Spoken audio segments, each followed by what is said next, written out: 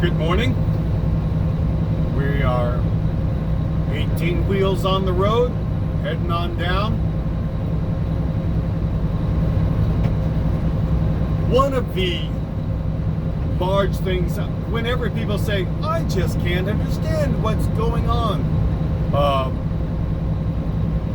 with the Republican Party right now, one of the things that is often said, it doesn't make any sense, that it makes all kinds of sense to me, is that the Republican Party's policy, or lack of policies, is hurting far more some of the people who are most, in my opinion, duped by Republican ideology and are very rabid almost in their support of Republicans, and they're the ones being hurt the most. For example, for Teamsters, I'm a Teamster, and Democrats just saved Teamsters pensions. That was not 4 months ago. The pensions, our pensions, were saved by Democratic legislation.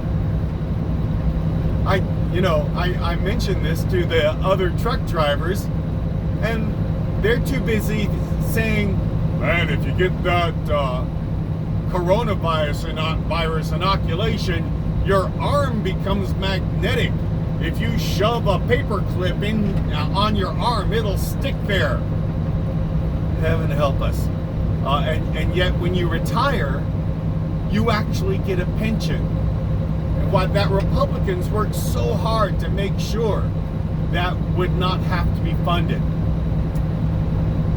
But there is a reason for that.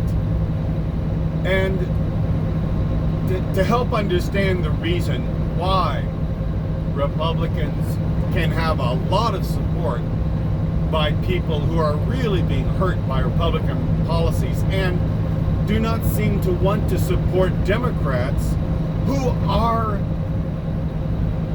pro-union and pro-labor.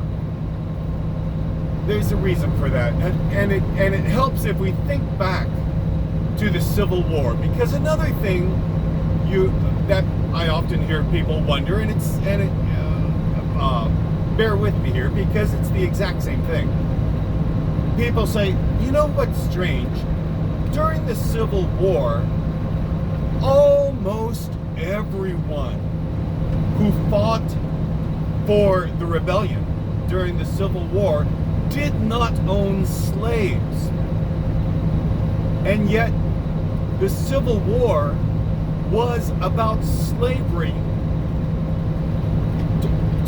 It was about slavery. The other things that are mentioned are just secondary and tertiary results of slavery. But the Civil War was all about slavery, and yet the people who died, the people who fought, almost exclusively, did not own slaves. The wealthy individuals who did own slaves had many different ways to stay away from the fighting. In any war, there's a huge number of people who have to work in leadership who are far away from the battle lines.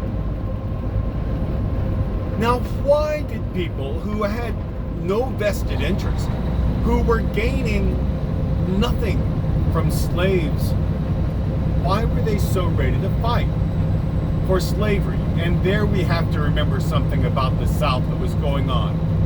Slavery was the fact that slaves existed in such huge numbers in the South at that time, depressed wages for all the rest of the population, so that you had a very wealthy slave owner population and a very, very small number of them, but a huge number of poor white farmers. It depressed wages, but it didn't just depress wages for those working in the agriculture sector. It depressed wages for everyone in the towns, because if the great number of people don't have money to spend, then everybody in secondary and tertiary trades are going to be poor also. So it kept and it also kept the economy agrarian. Because there were slaves to keep it so. And so you had, cotton is king. Well, as with any other country, as with any other region, if you are dependent on one sector of the economy, then it is not good. It is not a good thing. And slavery kept cotton king long past the time that it could have been. It depressed wages for everyone. It kept the economy agrarian. It depressed. It not only depressed wages for those who were directly affected in competition with farms that were run by slaves, but it depressed wages for storekeepers, for hat makers, for people who made, anyway, for everyone. It was possible in the North to be a farmer in New England at that time. You could have a farm with your family and you could do just fine for yourself. That was not the case in the South. If you had a farm, you were competing with other farms who had slaves, and those slaves were growing in number. It's an ugly thing to think about, but those slaves were kept in conditions where they were kept ignorant, they were kept filthy and lousy. And the thing about human nature is that they knew they were slaves, and they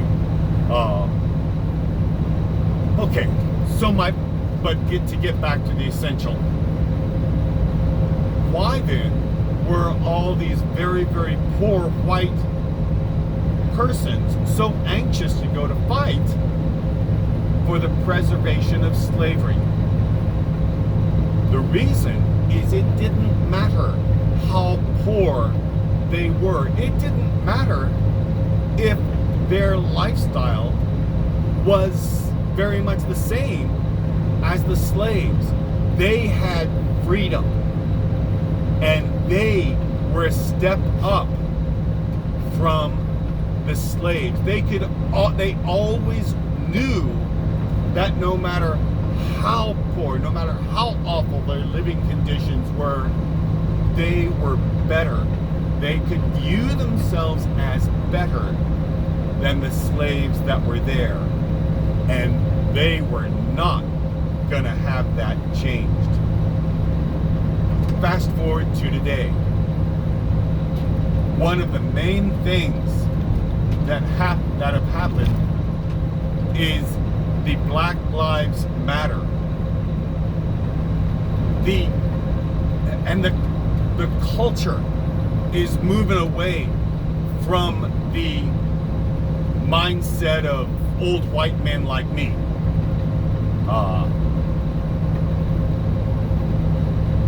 This is a hateful thing for a portion of the population. And even though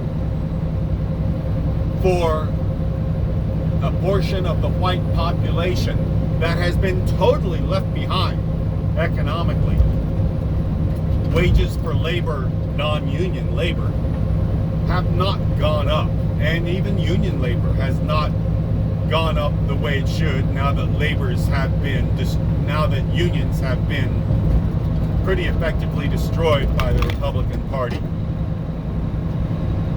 Wages have not gone up.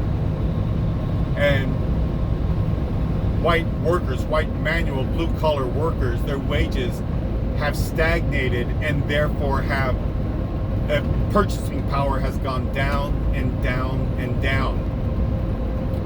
But at least for a portion of the white population, they could always say, at least I can view myself as superior to black people.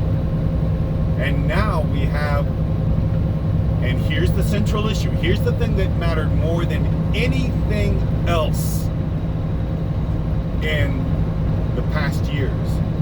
We had a black president. That was shocking to people who look like me. And right after that was Black Lives Matter, from the George Floyd murder. This set up the Republican Party to appeal to a white nationalist and bigoted segment of the population. You can have a bunch of black friends and still be as condescendingly and patronizingly bigoted as the day is long. It is the same reason that people who were going to gain nothing from, and in fact, were going to be greatly hurt by slavery continuing in the South, were willing to fight for the continuation of slavery. And in the same way, the people who are most being hurt by Republican nationalist policies are very often the people most willing to support them. They see the culture moving away from them. They see a situation where black persons are going to be treated as persons and gain the rights that they should have. And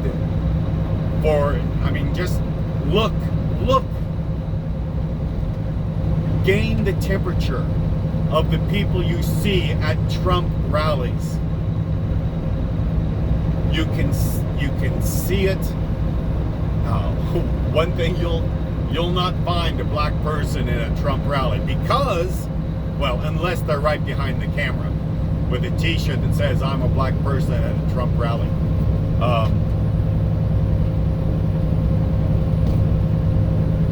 But that is the reason that people who are being most hurt, because they are very invested in making sure that they continue it's not so much a piece of the economic pie because they're not getting that. It's maintaining their personal value and self-worth through oppressing others so that they can at least say, well, I'm better than you are. And that's very important to a person who does not believe they are as good as other people. A person, you'll never find a person who's very secure saying, I'm just as smart as you are, I'm just as beautiful as you are, I'm just as worthy as you are. It's people who do not believe that will be the ones who are extremely invested in shouting that phrase from the rooftops. And that is why you have, it's not a large portion, the Republican Party is shrinking and shrinking and shrinking, but they will be very vocal in their support of white nationalist bigoted Republican values.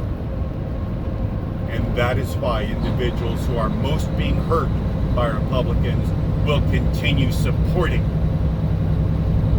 Republican, white, nationalist, bigoted values.